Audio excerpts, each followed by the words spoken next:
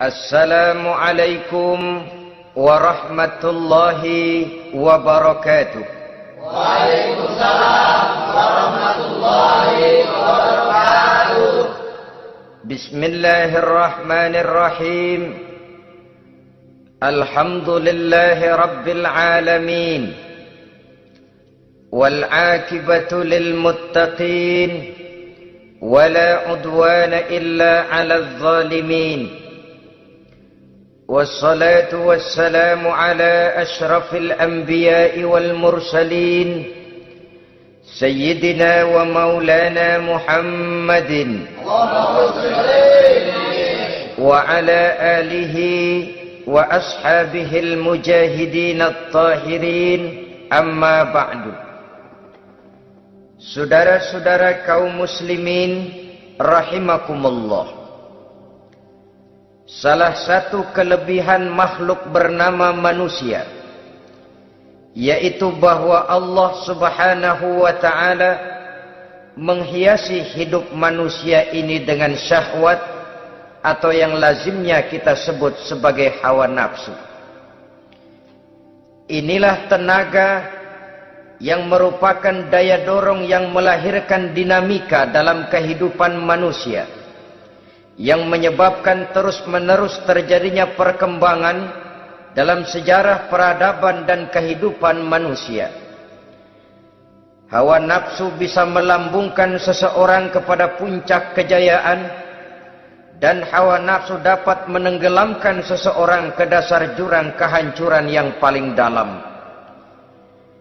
Pada surah Ali Imran ayat 14, Allah subhanahu wa ta'ala berfirman, A'udzu billahi minasy syaithanir rajim.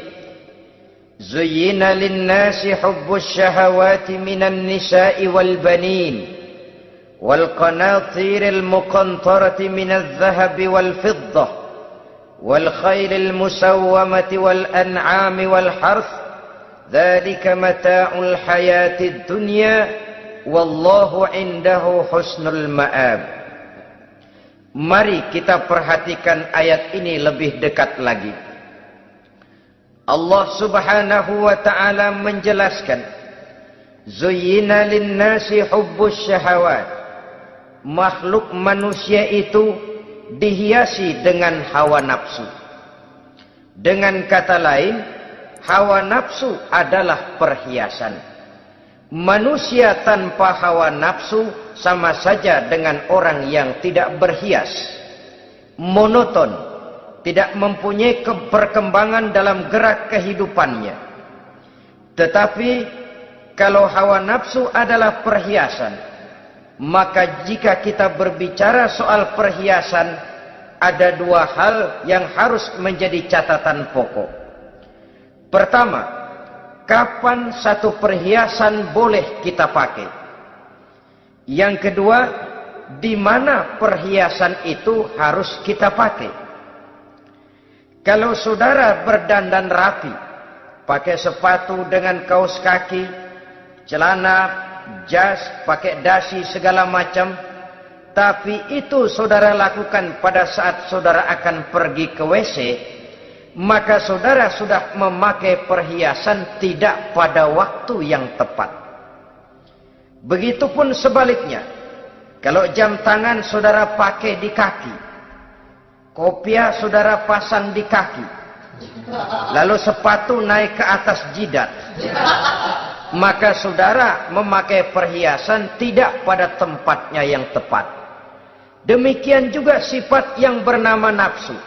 Kapan dia boleh diperturutkan, di mana dia boleh disalurkan, adalah tugas daripada agama untuk mengatur syahwat atau hawa nafsu. Lihatlah kehidupan malaikat. Malaikat makhluk yang diciptakan Allah tanpa hawa nafsu. Maka kehidupan malaikat monoton. Malaikat tidak mempunyai peradaban dan kebudayaan. Malaikat adalah makhluk yang secara instinktif diciptakan untuk berbakti, tidak punya alternatif atau pilihan lain. Saudara lihat, Ada malaikat yang sejak diciptakan diperintahkan untuk sujud, sujud saja sampai sekarang enggak bangun-bangun. Ada malaikat yang sejak diciptakan diperintahkan untuk tasbih, tasbih saja, yang lain tidak.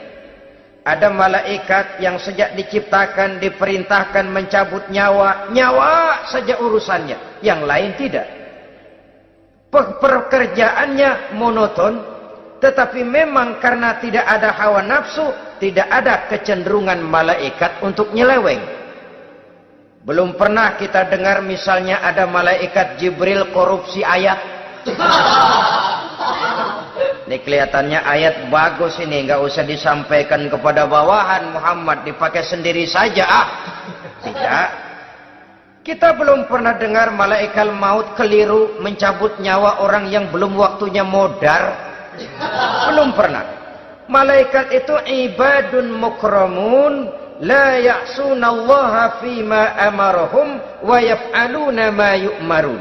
Maka kehidupan malaikat adalah monoton. Dinamika tidak ada, peradaban dan kebudayaan juga tidak ada.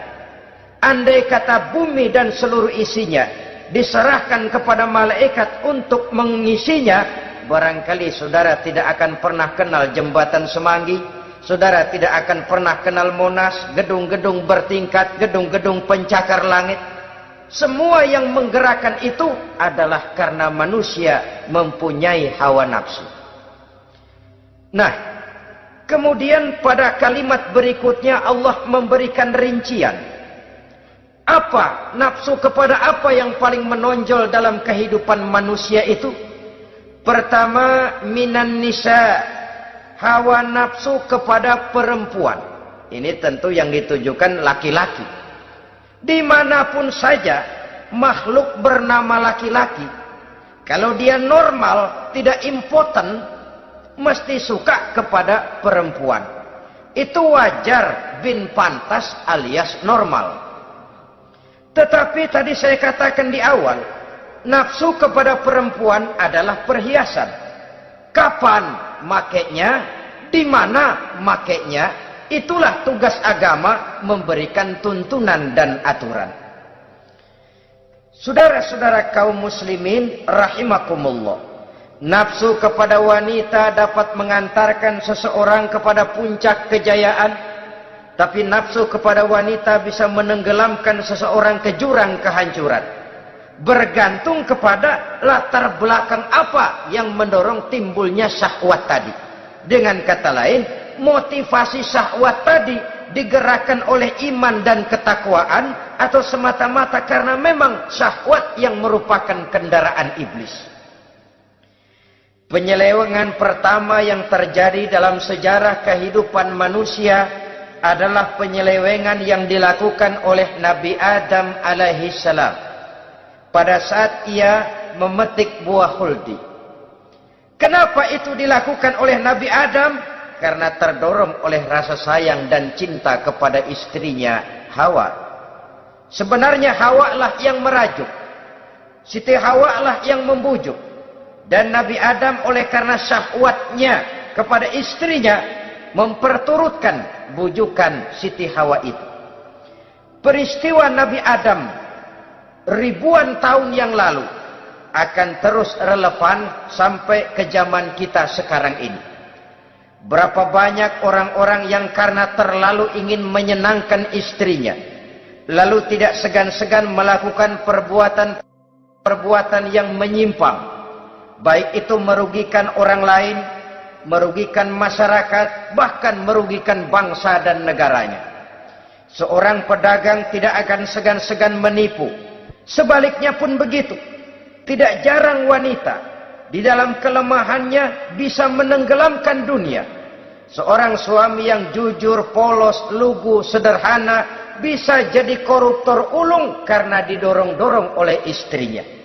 Istrinya barangkali bisa saja dibakar-bakar oleh tetangganya. Suaminya jujur, sederhana, kepala bagian, tempatnya basah tapi melarat. Istri rupanya tidak sabar melihat gaya hidup yang makin konsumtif, persaingan yang makin tajam. Suaminya dikipas-kipasin. Kata istrinya, "Bang, tetangga sebelah kita lakinya pegawai kecil, Bang. Tapi gelangnya kayak pelek beca. Abang ini kepala bagian tidak bisa membelikan saya macam itu, percumalah." Kata suaminya, "Ya bagaimana Bu, gaji saya cuma segitu-gitunya. Ya namanya kepala bagian, apaan kayak sabet dulu." Kalau sudah berpikir ke arah ini, artinya sudah ngipasi suaminya untuk melakukan tindakan yang tidak wajar. Saudara-saudara kaum muslimin rahimakumullah, sejak zaman klasik sampai kepada zaman kita sekarang ini, kita melihat kecenderungan syahwat kepada wanita ini. Julius Caesar yang katanya gagah perkasa, ternyata tunduk di bawah kaki Cleopatra. Napoleon Bonaparte, the Lion of Europe, singa daratan Eropa, luas kekuasaannya, gagah perkasa tentaranya, kepada siapa dia tunduk? Ke bawah kakinya Margaret Josephine. Demikianlah di zaman kita sekarang. Kita melihat di Jepang betapa Perdana Menteri Uno didesak mengundurkan diri dari jabatan Perdana Menterinya oleh karena terlibat skandal dengan geisha. Kita juga melihat di Amerika betapa Senator Gary Hart dari Partai Demokrat yang masih muda, jenius, diharapkan masa depan Amerika lahir dari tangannya, terpaksa mengundurkan diri dari calon presiden oleh karena terlibat skandal dengan Donna Rice. Kita juga menyaksikan betapa parlemen dan kabinet di Inggris sempat geger oleh karena skandal Pamela Bordes, pelacur kelas kakap yang melanglang buana mencari sasaran-sasaran kakap. Ini adalah kisah kejatuhan yang diakibatkan oleh hubbus syahawat minan nisa. Oleh karenanya benar jika Nabi kita menyatakan an-nisa'u imadul bilad, wanita adalah tiang negara. Jikalau baik wanita, baik negara. Jikalau rusak wanita, hancur negara. Kalau syahwat kepada wanita cuma semata-mata karena syahwat, maka seorang laki-laki akan memandang wanita cuma sekedar alat pemuas hawa nafsu. Nilainya rendah. Sedangkan agama kita mengajarkan ma akraman nisa'a illa karimun wa ma ahanan nisa'a illa laimun, kata Nabi. Tidak akan menghormati kaum wanita kecuali orang-orang yang terhormat, dan tidak akan merendahkan derajat kaum wanita kecuali memang orang-orang yang rendah moralnya. Dengan kata lain, apabila syahwat minan nisa ini dilandasi dengan semangat iman dan ketakwaan, maka kehidupan Rasulullah sallallahu alaihi wasallam sungguh menjadi figur dan contoh dalam kehidupan kita. Perkawinannya bukan karena wajah yang cantik semata-mata, tapi lebih merupakan nilai ibadah kepada Allah Subhanahu wa taala. Dengan demikian, kecenderungan kepada hubbus syahawat minan nisa dikontrol oleh nilai iman.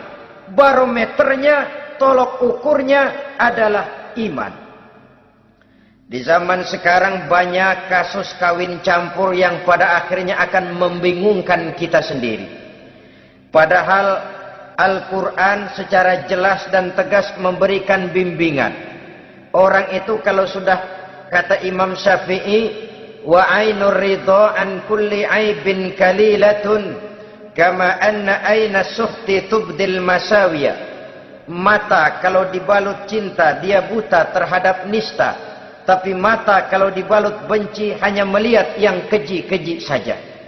Biasanya cinta kepada wanita memang bisa menimbulkan dorongan yang positif, tapi juga bisa membuat seseorang buta sama sekali. Dorongan yang positif paling kurang dari segi penampilan. Coba lihat lelaki kalau lagi demen perempuan, lenjeh banget kan. Sisiran rambutnya rapi, teriskaan bajunya lancip, sepatunya mengkilat, kantong celananya tebel, perkara anduk isinya bukan soal. Yang penting kan gaya. Lalu dinamis, kreativitasnya ada saja timbul. Tapi pada sisi lain, jikalau orang sudah kehilangan pertimbangan, juga kadang-kadang tidak segan-segan mengorbankan akidah, mengorbankan nilai-nilai iman. Padahal ini taruhan utama, sampai Quran dengan tegas memberikan peringatan. Wala ammatun mu'minatun khairun min musyrikatin walau a'jabatkum. Perempuan budak yang hitam legam, kalau beriman itu lebih baik untuk dinikahi daripada wanita cantik berkulit kuning langsat tapi musyrik. Lebih baik budak yang hitam legam beriman daripada wanita cantik berkulit kuning langsat berhati bangsat. Tapi kita kadang kehilangan pertimbangan. Karena agama, karena cinta agama digadaikan. Karena cinta akidah terjual. Karena cinta keyakinan jadi korban. Ini semua penyakit yang datang dari hubbus syahawat minan nisa. Kecenderungan mengumbar nafsu kepada perempuan. Ini memang perhiasan, tapi bisa juga jadi bumerang dalam kehidupan manusia. Berapa banyak penyelewengan terjadi karena pengaruh wanita yang tidak bisa jadi bisa. Ini pengaruh di dalam kehidupan memang sedemikian besarnya. Sehingga saudara-saudara kaum muslimin, inilah yang perlu dikendalikan dalam kehidupan, kapan dan di mana. Kalau nafsu adalah perhiasan, kapan dan di mana perhiasan itu harus kita pakai? Di mana dia harus kita tempatkan? Begitu juga yang menyangkut soal perempuan. Kapan?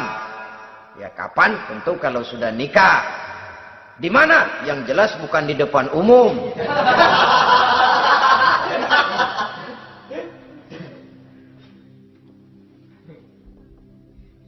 Ini nafsu yang pertama, minan nisa. Yang kedua, wal banin. Dihiasi juga manusia dengan kecintaan kepada banin. Makna banin di sini al-aulad, anak-anak laki. Kenapa disebut banin, anak-anak laki? Karena pertama, sering anak laki itu lebih jadi kebanggaan buat orang tuanya ketimbang anak perempuan. Sebabnya apa? Pertama, faktor nasab. Silsilah lebih kuat kepada laki-laki ketimbang perempuan. Yang kedua, faktor cita-cita. Orang tua kalau punya anak laki-laki, cita-citanya panjang. Nak, kau nanti jadi dokter ya. Nak, jadi insinyur ya. Nak, jadi pilot ya. Nak, jadi pengusaha ya. Nak, jadi presiden ya. Tapi kalau dia punya anak perempuan, paling, ya nak, mudah-mudahan nanti kamu dapat jodoh orang baik, nak. Dapat jodoh orang soleh. Saudara-saudara, yang ketiga, anak perempuan itu kalau sudah berkeluarga biasanya pindah kepada lingkungan keluarga lain. Sehingga orang berkata punya anak perempuan banyak sebenarnya seperti agen. Artinya ada yang mau bawa, kan begitu. Ada yang minta ambil. Ada yang berminat, buntel. Paling dia nengokin orang tuanya ya lebaran. Ya syukur kalau sebulan sekali atau seminggu sekali. Tapi minimnya kan lebaran. Dengan demikian dari garis nasab ini lebih kuat al-banin ketimbang al-banat. Manusia dihiasi dengan kecintaan kepada anak-anak. Sering karena terlalu cinta kepada anak, kita menjerumuskan anak. Terlalu sayang kepada anak, segala maunya kita perturutkan tanpa kendali dan kendala. Akhirnya sifat yang demikian itu malah mendorong anak untuk manja, tidak percaya kepada kemampuan yang dimilikinya, selalu mengandalkan kepada kebesaran, kemampuan daripada orang-orang yang dibanggakannya itu, dan dalam kondisi demikian kedewasaan dan tanggung jawabnya akan lambat berkembang. Maka Allah Subhanahu wa taala memperingatkan bahwa harta dan anak bisa menjadi fitnah. Dalam ayat lain Allah juga memperingatkan, ya ayyuhalladzina amanu la tulhikum amwalukum wa auladukum an dzikrillah. Wahai orang-orang yang beriman, jangan sampai hartamu dan anak-anakmu memalingkan kamu daripada mengingat Allah. Jangan sampai kesibukanmu kepada anak dan harta benda menyebabkan kamu sampai lupa mengingat Allah Subhanahu wa taala. Berapa banyak manusia yang tenggelam dengan melupakan Allah, jauh dari agama, jauh dari tuntunan syariat, oleh karena disibukkan oleh persoalan anak dan persoalan harta benda. Maka satu-satunya jalan, jikalau kita tidak ingin anak kita sampai memalingkan kita daripada mengingat Allah, nilai-nilai keimanan harus ditanamkan kepada mereka sedini mungkin. Dengan bekal ini, maka mereka, anak-anak kita, insya Allah tidak akan membuat kita orang-orang tua ini berpaling daripada mengingat Allah, berpaling daripada kehidupan beragama. Memang karena anaklah kita orang tua peras keringat banting tulang, pergi pagi pulang sore cari nafkah. Karena anaklah kita orang tua, kepala jadi kaki, kaki jadi kepala. Asal mereka bisa menikmati hari depan yang lebih baik dari yang kita nikmati sekarang ini. Tapi berapa banyak juga orang-orang tua yang tidak sadar akan amanah berupa anak ini. Mereka lalai, mereka bersikap masa bodoh, padahal tidak akan ada yang tidak dipertanggungjawabkan di hadapan Allah Subhanahu wa taala. Orang tua bisa mendapat pensiunan pahala kalau anaknya tumbuh menjadi anak yang soleh. Tetapi orang tua pun bisa saja masuk neraka karena anaknya menjadi anak yang kurang ajar dan orang tuanya sama sekali tidak pernah memberikan pendidikan yang sebagaimana mestinya. Saudara-saudara kaum muslimin rahimakumullah, kita tentu berharap memperoleh pensiunan pahala dan bukan mendapat tambahan dosa dari kekurang ajaran anak-anak kita akibat kita sebagai orang tuanya tidak pernah mau mendidik mereka. Dalam hadis ada diriwayatkan, ada anak kurang ajar, sembahyang tidak, puasa ibadah tidak, kenal Allah tidak, beriman pun tidak, dosa kelewat banyak, kejahatan berkarat. Di akhirat nanti disidang dia, ditanya, kamu kenal siapa Tuhanmu? Tidak. Kamu tahu siapa nabimu? Tidak. Kitab sucimu apa? Tidak tahu. Kiblatmu di mana? Tidak ada. Kamu sholat? Tidak pernah. Kamu puasa? Tidak pernah. Wah, kalau begitu kamu rusak sekali. Kamu neraka. Anak ini mengajukan protes. Saya menuntut keadilan. Benar saya tidak kenal siapa Tuhan saya. Saya tidak tahu apa kitab suci saya. Saya tidak pernah mendirikan sholat. Tidak pernah melaksanakan puasa. Pendeknya tidak ibadah dan tidak iman. Tapi semua itu terjadi. Sebab-sebabnya tidak lain karena orang tua saya tidak pernah mendidik dan mengajarkan saya. Orang tua saya tidak pernah mengarahkan saya ke jalan itu. Sampailah saya seperti keadaan yang sekarang ini. Orang tua saya enak-enakan ngaji, saya teler diantepin aja. Orang tua saya memegang kitab, saya megang botol. Dia tahu, dia diam saja. Dia tahu dan dia tidak memberikan peringatan. Karena orang tua saya lah, maka saya jadi seperti sekarang ini. Kalau saya harus masuk ke dalam neraka, Saya menuntut keadilan agar orang tua saya juga ikut bersama saya gabung ke dalam neraka. Orang tuanya yang baik-baik dipanggil. Sudah mau berangkat ke surga nih orang tua. Dipanggil. Ntar dulu mas, ini dulu. Mau kemana, gancang banget? Surga pak. Nanti dulu, urusan belum beres. Ini benar anakmu ini. Dilihat anaknya. Iya anak saya ini. Waktu di dunia nggak pernah diajarin ngaji. Nggak pernah. Sampai dia nggak kenal Tuhannya. Nggak kenal nabinya. Nggak kenal kiblatnya. Nggak kenal kitabnya. Iya. Dia sembahyang, kamu dia nggak sholat, kamu diemin aja. Iya kali. Kenapa pakai kali? Yang benar ngomong. Ramadan dia nggak puasa, kamu nggak tegur, kamu diam saja. Iya. Wah, kamu nggak tanggung jawab. Kamu tahu anak itu adalah amanah. Menyia-nyiakan amanah adalah khianat. Khianat adalah dosa besar. Jadi bagaimana saya? Ya kamu gabung sama anakmu, join ke neraka berdua bareng. Lantaran kamu tidak mau mendidik mereka, anak-anakmu, maka jadilah anak-anakmu seperti sekarang ini. Saudara-saudara kaum muslimin rahimakumullah.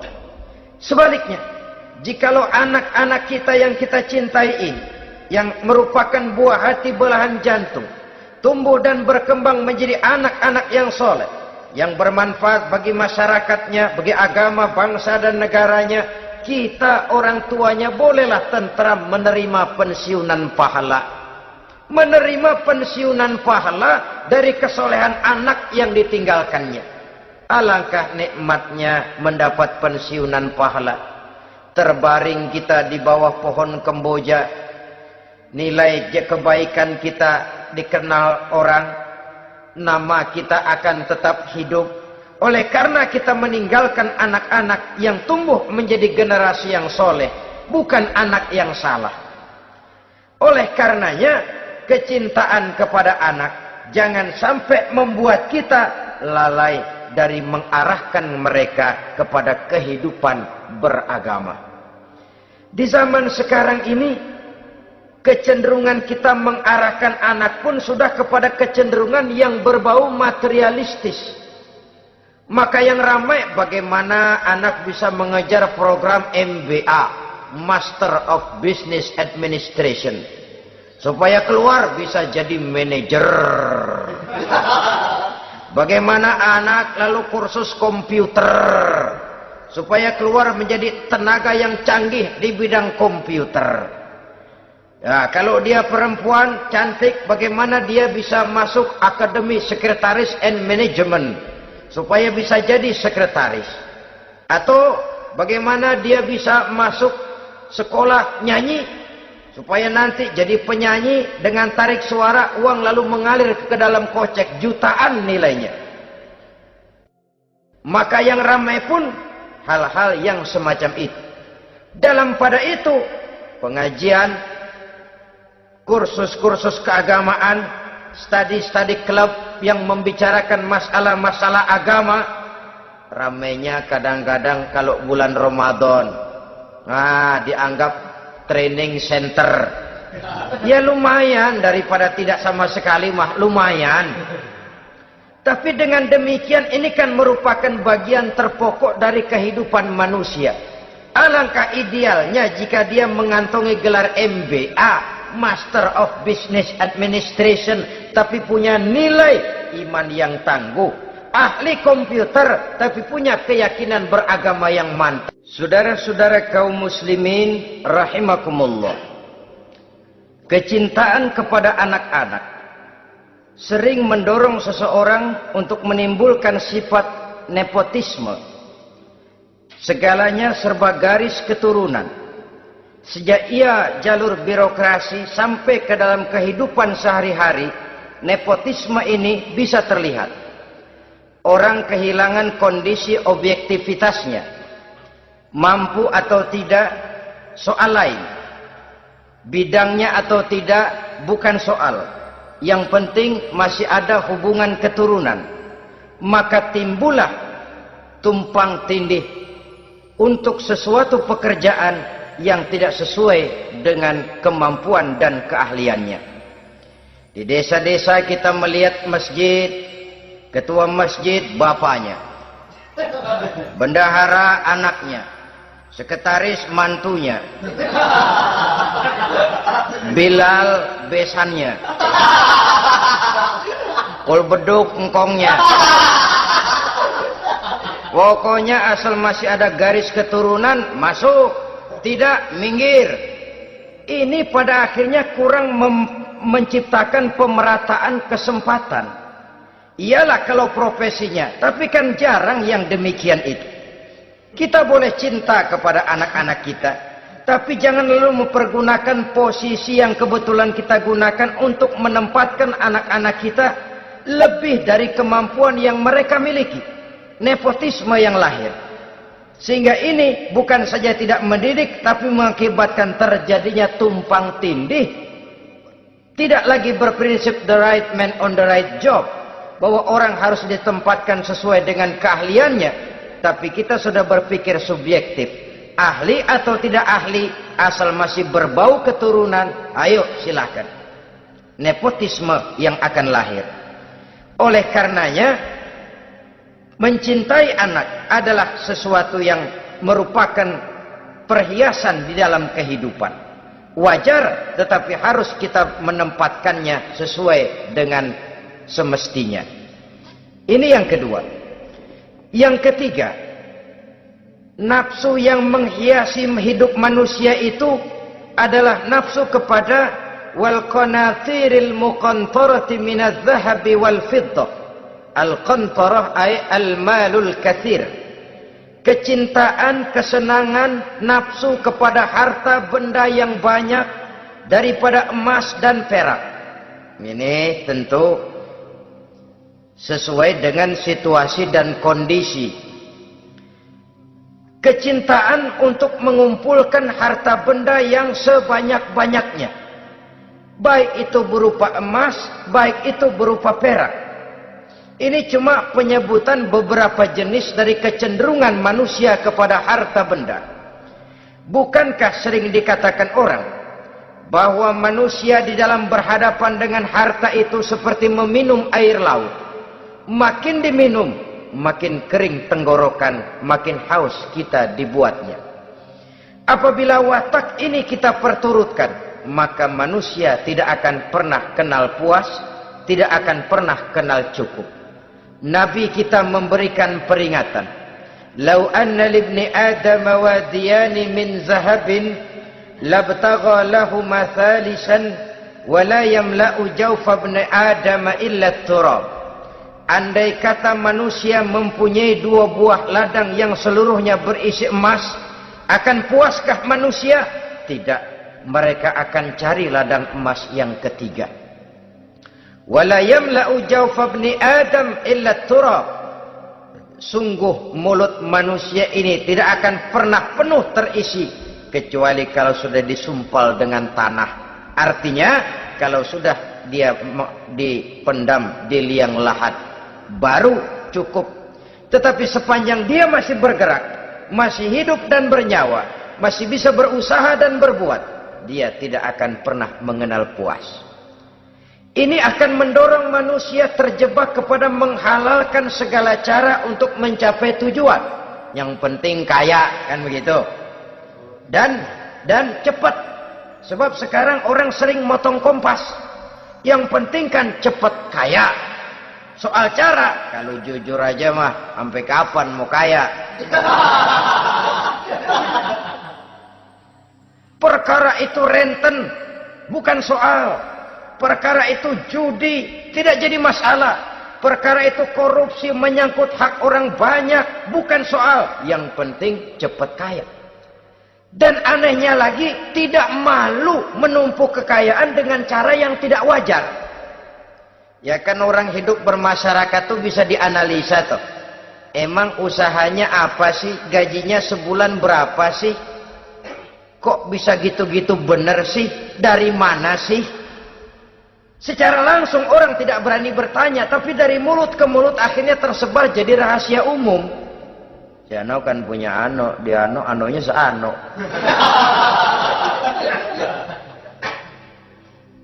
Ini bisa jadi bahan pertanyaan dalam kehidupan, akhirnya jadi gunjingan. Orang sudah tidak terlalu peduli dari mana kekayaan itu diperoleh, yang penting kaya. Dengan menghalalkan segala macam cara, terjebaklah ke dalam cara-cara mafia, terjebaklah ke dalam cara-cara yang tidak wajar, tidak bijaksana, memperkuat klik, clean, dengan menghantam yang lain. Saudara-saudara kaum muslimin rahimakumullah, bahwa manusia punya nafsu ingin kaya itu boleh. Agama memberikan tuntunan, memberikan aturan. Tidak hanya sekedar asal kaya, tidak hanya sekedar asal banyak harta. Malahan hadis menyatakan, kalau saudara diberikan umur panjang, pertanyaan akhirat cuma satu kok. Umurmu kau habiskan di mana? Kalau saudara diberikan amanah berupa ilmu pengetahuan, pertanyaan akhirat juga cuma satu kok. Ilmumu kau amalkan untuk apa? Tapi kalau kita diberikan amanah berupa harta benda, pertanyaan akhirat itu dua. Min aina iktasabahu wa fima anfaqahu. Dari mana hartamu kau dapat, kemana hartamu kau belanjakan. Dari mananya ditanya, kemananya juga ditanya. Depan belakang ditanya. Dan kalau mempergunakan harta untuk kesenangan syahwat, orang berani bukan main. Tapi kalau untuk kepentingan agama, yang hakikatnya untuk kepentingan dirinya sendiri, berat seperti nyabut bambu dari ujung. Orang kalau menyumbang masjid 100.000, itu kan zohirnya memberikan panitia masjid. Tapi hakikatnya kan dia nabung buat dirinya sendiri. Seolah-olah dia cuma berkata, Pak, tolong saya titip 100.000, ini untuk kepentingan saya di akhirat nanti. Silakan uangnya mau dibelikan semen, pasir, kaca, pintu, jendela, silakan. Saya cuma titip, ini untuk saya di akhirat nanti. 100.000 Pak. Zohirnya dia memberikan kepada panitia masjid, madrasah, pesantren, yatim piatu. Hakikatnya dia nabung buat dirinya sendiri di akhirat. Malah tabungan ini bukan SDSB namanya, SDBS. Sumbangan dana berhadiah surga. Itu SDBS namanya. Sekarang orang mengejar SDSB, lalu berat mengejar SDBS. Sumbangan dana yang berhadiah surga. Langsung dari Allah subhanahu wa ta'ala. Coba kalau dia main golf, sewa lapangan golf itu 400-500 ribu sebulan. Paling 4-5 kali main. Beli stick golfnya saja sampai jutaan. Datang panitia pembangunan masjid 100.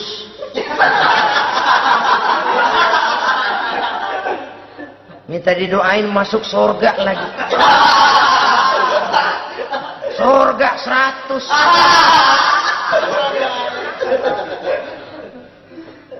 Saudara-saudara kaum muslimin rahimakumullah, kecintaan kepada harta benda yang banyak, baik berupa emas, berupa perak, mendorong orang untuk berlomba-lomba yang Allah peringatkan dalam Al-Quran, alhaakumut takatsur hatta zurtumul maqabir. Kamu telah lalai akibat kamu berlomba-lomba memperbanyak materi dunia. Hatta zurtumul maqabir, sampai kamu dekat masuk ke liang kubur, baru rupanya sadar bahwa perlombaan ini tidak akan pernah sampai ke garis finish. Betapapun jauhnya rally Paris-Dakar, garis finishnya ada.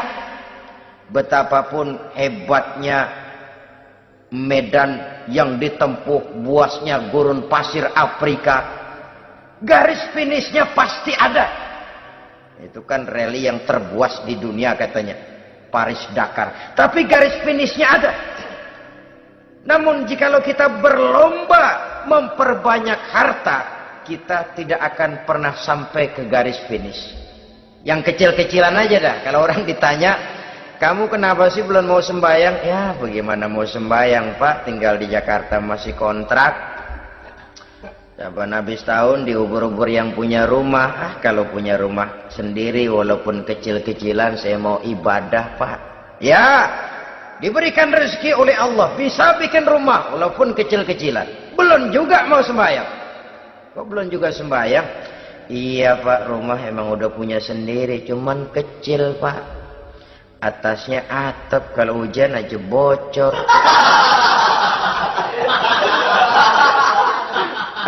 Kalau bisa bikin rumah yang permanen Pak, tenang, saya ibadah, sembahyang saya rajin. Iyalah, diberikan rezeki bisa bikin rumah permanen. Bagus rumahnya. Lain lagi. Iya, rumah sudah permanen, tembok, ubin, cuman isinya belum ada Pak, perabotannya. Aduh. Kalau punya peralatan rumah tangga yang memadai, tenang, saya ibadah. Diberikan juga rezeki bisa beli perabotan rumah tangga yang lumayan. Di atas tekelnya sudah pakai karpet, mebelnya spaghetti, tempat tidurnya alga spring bed dan low pillow, ada kulkas, ada TV, di sebelah TV ada kunci mobil. Kuncinya mobilnya mana?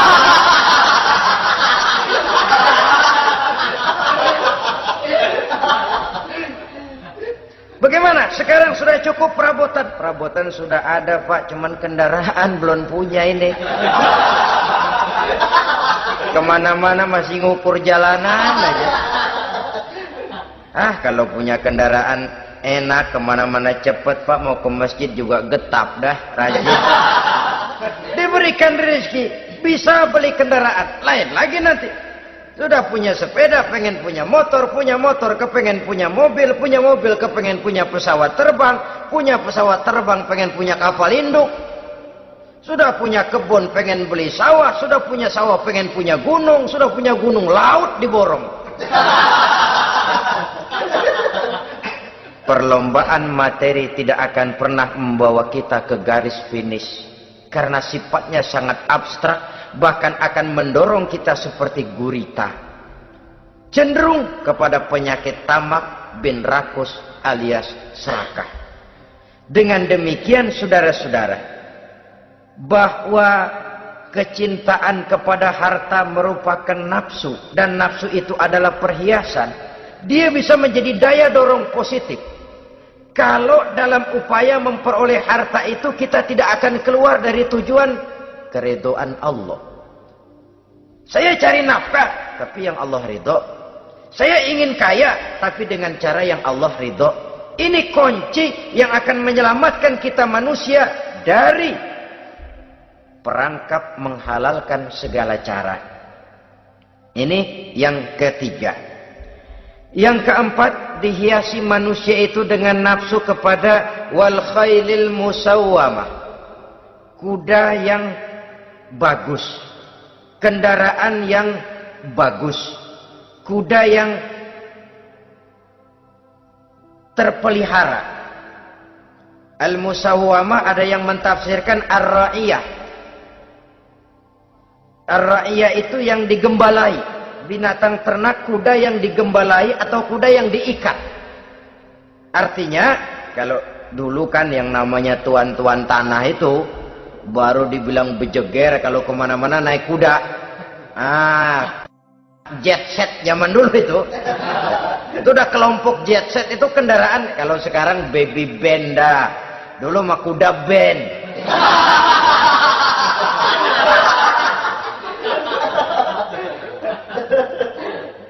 Manusia punya kecenderungan suka kepada kendaraan. Apalagi di zaman sekarang ini, wah, iklan-iklan itu kan sangat menggoda kita.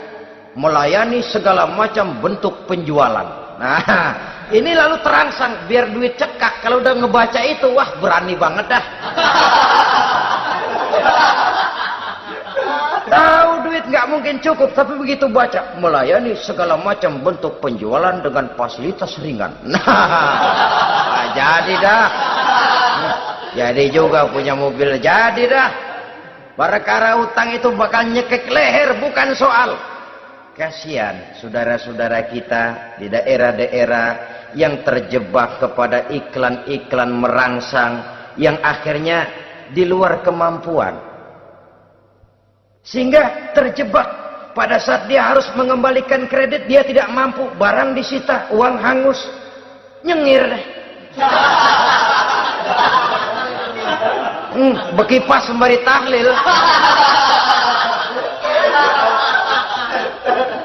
Habis arang besi binasa. Bahwa kita menginginkan kendaraan yang serba baik, silahkan. Tiap akhir tahun ganti merek, keluar yang baru, ganti lagi. Itu kalau orang yang mampu.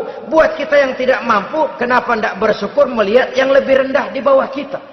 Alhamdulillah kita punya mobil, tangga kita cuman punya motor.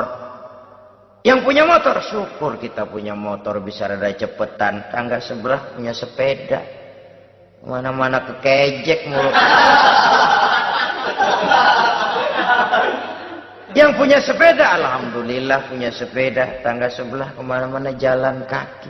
Yang jalan kaki, syukur masih bisa jalan. Teman sebelah lumpuh bertahun-tahun nggak. Yang lumpuh, alhamdulillah masih hidup. Tangga sebelah kemarin out, nggak balik lagi. Saudara-saudara, saya pikir menengok ke atas itu perlu supaya ada rangsangan kita untuk maju. Tapi menengok ke bawah pun juga lebih perlu agar kita mensyukuri yang ada dan tidak suudzon, tidak buruk sangka kepada Allah. Apa yang diberikan Allah kepada kita sekarang ini, itulah yang terbaik menurut Allah untuk kita. Saudara-saudara kaum muslimin rahimakumullah. Dahulu ada seorang pemuda, matanya buta. Dia mengeluh, "Ya Allah, kenapa saya dilahirkan dalam keadaan buta? Apa dosa saya? Apa salah saya? Andai kata saya tidak buta, saya melihat keindahan alam ini, saya lebih akan bersyukur kepadamu ya Allah." Nah, sudah, dia berburuk sangka kepada Allah. Satu hari, ini Raja Baduy di pedalaman mengerahkan tentaranya menculik anak-anak muda. Ini Raja Baduy ini kanibal, artinya suka makan daging manusia. Anak-anak muda ini diculik. Yang masih muda-muda ya, kalau kambing muda itu kan di sop rada sedap. Rupanya ini Raja kanibal ini begitu. Anak-anak muda termasuk ya pemuda yang buta tadi itu kena culik. Ya sudah diculik, rawatlah di istana raja ini, diberikan pakaian bagus, dikasih makan serba enak. Sebab apa? Supaya badannya gemuk. Setelah gemuk nanti dipotong di sop legit. Sudah, kerjanya cuma makan tidur, fasilitas nikmat, tidur enak. Udah giliran dapat 1 bulan 2 bulan kemudian, ketika mau diambil anak-anak muda ini, raja sendiri yang milih mana yang disop duluan nih. Sampai giliran anak muda yang buta ini, raja geleng kepala. Yang begini mah buta, dagingnya nggak enak. Ini satu lepas aja, lepas. Saya mau makan daging orang buta, lepas aja. Pulang ini anak muda, hak batinnya bersyukur, sujud syukur, ya Allah, katanya untung saya buta. Coba kalau saya nggak buta udah habis saya disop. 2 bulan yang lalu dia mengeluh, ya Allah kenapa saya dilahirkan dalam keadaan buta. Sekarang dalam pulang ke rumah, perjalanan menuju ke rumah, dia berkata, alhamdulillah, andai kata saya tidak buta, habis badan saya disop oleh raja yang kanibal tadi itu. Saudara-saudara kaum muslimin rahimakumullah. Jadi dengan demikian pola hidup yang konsumtif sesungguhnya sangat tidak mendidik apabila dilatar belakangi oleh kemampuan yang tidak menunjang. Dengan demikian setidaknya mendidik orang untuk berkhayal. Anak-anak muda sama merek mobil ngerti banget dah, punya kagak? Ini BMW model terakhir nih, Nih, kemarin gue ngeliat di sana gue megang rame.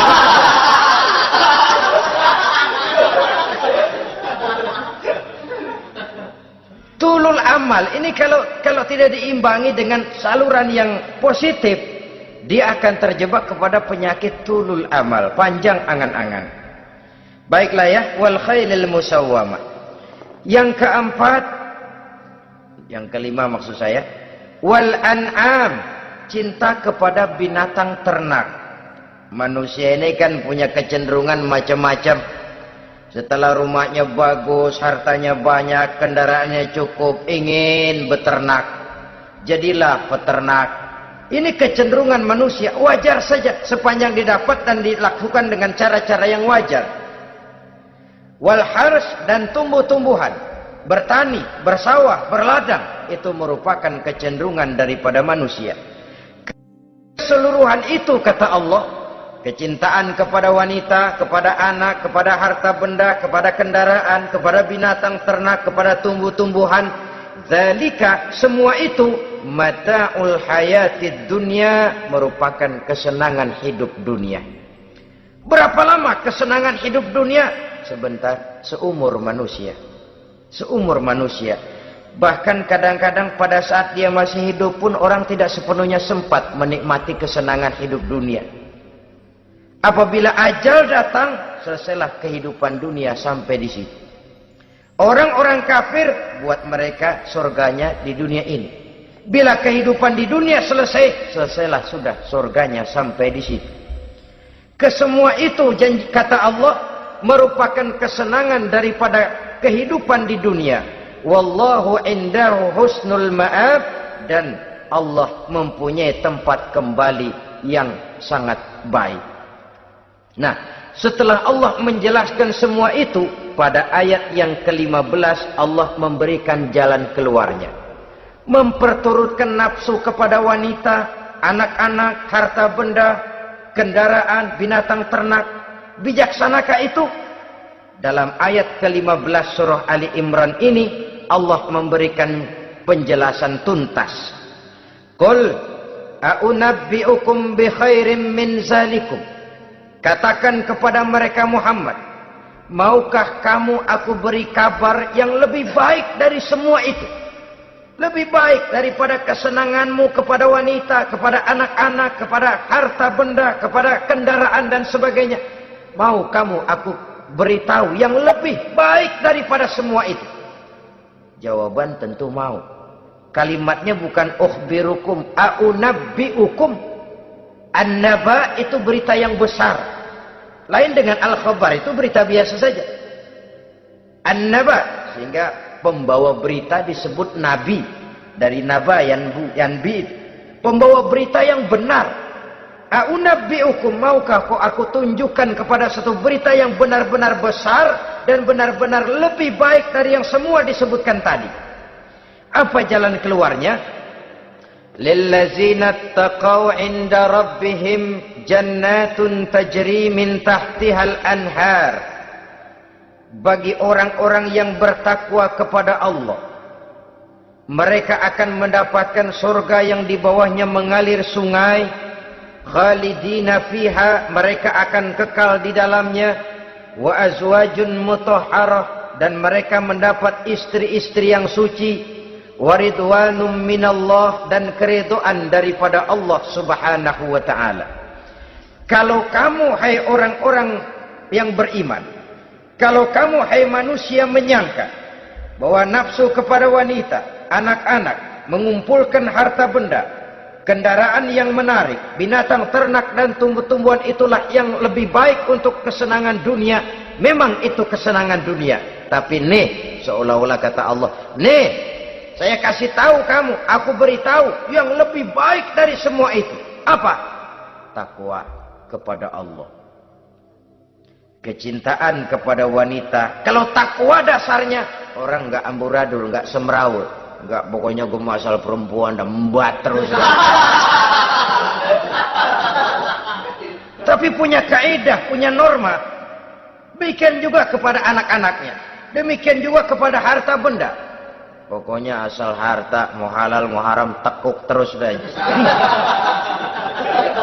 Semuanya dilandasi oleh taqau, lillazina taqau, oleh ketakwaan kepada Allah. Nah, ketakwaan ini akan menghasilkan apa? Inda rabbihim jannatun tajri min tahtihal anhar. Melahirkan, menghasilkan surga yang di bawahnya mengalir sungai-sungai. Saudara-saudara kaum muslimin rahimakumullah, jika kita menyangka bahwa wanita bisa memberikan kesenangan, iya, kesenangan dunia. Jika kita menyangka bahwa harta benda bisa memberikan kesenangan, iya, kesenangan dunia. Jika kita menyangka bahwa kendaraan bisa memberikan kesenangan, iya, kesenangan dunia. Tapi kita tidak cuma ingin itu, kita ingin itu semua juga bisa membawa kesenangan akhirat. Caranya landasi dengan takwa. Kesenangan kepada wanita didasari dengan takwa. Maka jangan jadikan wanita cuma sekedar alat pemuas hawa nafsu. Kesenangan kepada anak-anak dilandasi dengan takwa. Maka anak-anak diarahkan kepada jalan yang diridhoi Allah. Kesenangan kepada kendaraan dilandasi dengan takwa, maka kendaraannya selalu mengarah berjalan menuju jalan takwa, diridhoi oleh Allah Subhanahu wa taala. Kalau tidak, tuh mobil asal lempengan Ancol gancang banget dah. Tapi giliran dihadapin ke masjid, mogok melulu mobil. Urusan ngaji ada aja halangannya tuh kendaraan. Tapi kalau untuk urusan maksiat, ngebut benar-benar. Dilandasi dengan ketakwaan. Sehingga dengan demikian, tidak hanya sekedar surga di dunia ini, tapi lebih-lebih di surga di akhirat nanti. Khalidina fiha, kekal.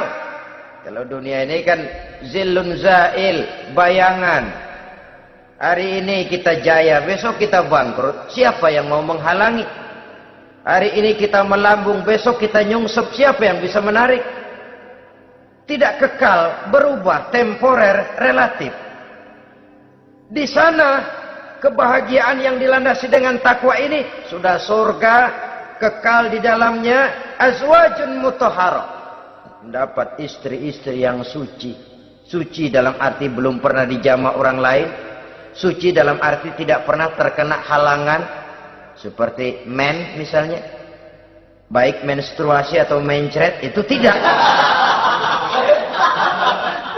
Azwajun mutahharah. Konon makna mutahharah ini ya artinya juga bisa selalu gadis. Bidadari itu. Selalu perawan. Tidak pernah janda. Walaupun tiap hari dipakai. Perawan terus. Dan yang lebih penting, waridwanum minallah, mendapat ridho dari Allah Subhanahu wa taala. Jadi hawa nafsu dengan motivasi takwa, itulah sesungguhnya yang dikehendaki oleh Ali Imran ayat 14 dan 15. Dengan demikian, manusia dengan ketakwaannya mengendalikan hawa nafsu dan bukan malah dikendalikan oleh hawa nafsunya. Sehingga dengan demikian seluruh fasilitas yang dimilikinya, baik itu berupa istri, anak, kendaraan, binatang ternak, harta benda, tanam-tanaman, seluruhnya semakin meningkatkan ketakwaannya kepada Allah Subhanahu wa taala. Mudah-mudahan kita bisa mencapai tingkat ini di mana kita hidup mampu dan sanggup mengendalikan nafsu, bukan malah dikendalikan oleh hawa nafsu. Terima kasih dan mohon maaf. Wassalamualaikum warahmatullahi wabarakatuh. Waalaikumsalam warahmatullahi